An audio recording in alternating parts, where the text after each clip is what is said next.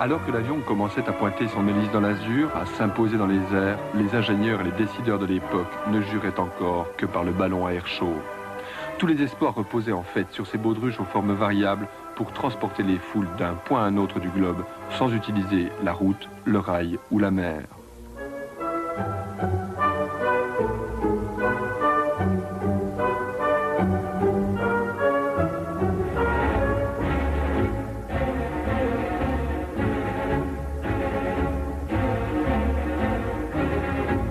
Les ballons, à cette époque, étaient le siège de tous les tâtonnements expérimentaux.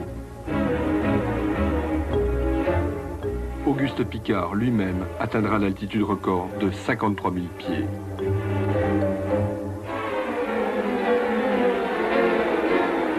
Le ballon s'allonge, il se transforme doucement en baleine et en quelques années, il devient le moyen d'expression privilégié des casse-cou.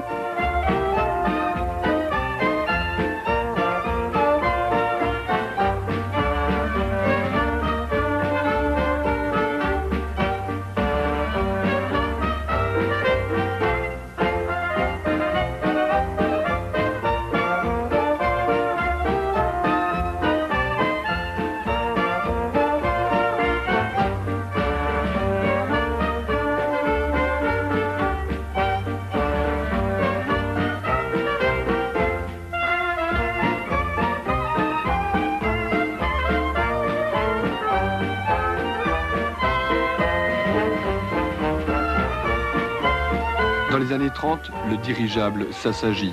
Au-dessus du plus haut bâtiment du monde, il fait un surplace afin de collecter le courrier de l'après-midi.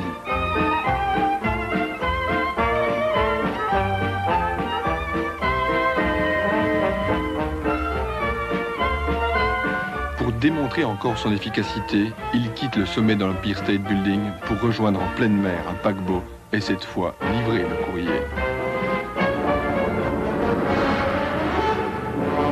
Pendant la Première Guerre mondiale, les Allemands avaient utilisé pour l'espionnage aérien et le bombardement des dirigeables rigides. Ils étaient plus maniables et semblaient pouvoir résister à tout.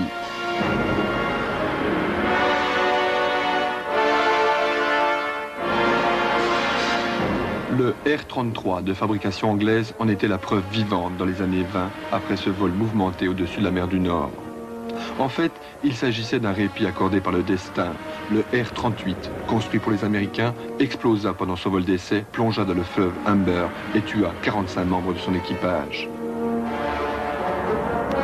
Le Shenandoah, la fille des étoiles, fut le premier zeppelin de construction américaine. Il explosa au-dessus de l'Ohio. 2 millions de dollars s'envolèrent en fumée. Il y eut 14 morts et 27 miraculés. Ces défaites ne mirent pas pour autant un terme à cette course des plus légers que l'air. Il est vrai que l'appontage du Los Angeles sur un porte-avions avait de quoi redonner espoir. Pendant 9 années, ce dirigeable a été le symbole de la sécurité aérienne. Sa maniabilité y était pour beaucoup et ses ravitaillements en pleine mer avaient de quoi convaincre les plus réticents.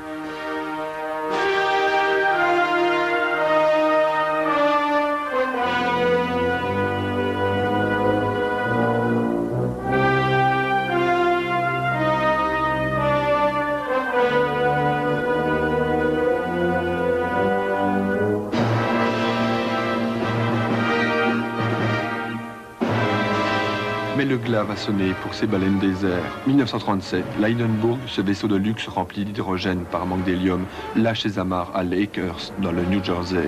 97 passagers à son bord.